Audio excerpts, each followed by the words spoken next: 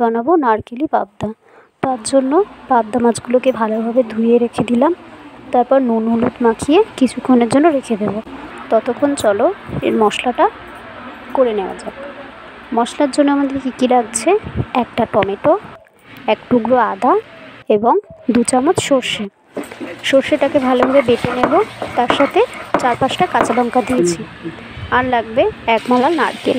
নারকেলটাকেও কুড়িয়ে নেব। তারপর মাছগুলোকে ভেজে নেব। ঠিক এরকমভাবে হালকাভাবে ভাজতে হবে। তারপর সেই তেলের মধ্যেই কালো জিরে, একটু চিনি, সামান্য গুঁড়ো লঙ্কার গুঁড়ো দিলাম, কারণ যাতে কালারটা হয়। এবার বেটে রাখা সর্ষেটা দিয়ে দেব। দিয়ে ভালোভাবে নাড়তে হবে।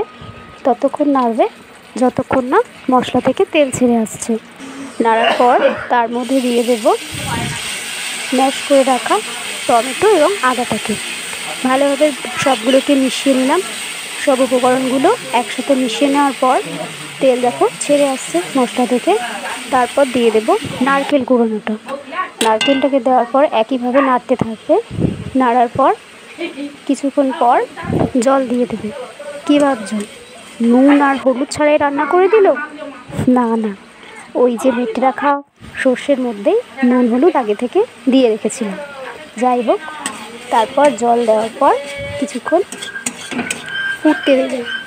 ফোটার পর ভালোভাবে ফোটার পরে যতটা পরিমাণ জল তোমাদের দিতে মনে হবে, মানে যে পরিমাণে তোমাদের কাছে মাছ আর থাকবে সেই পরিমাণে জল দেবে।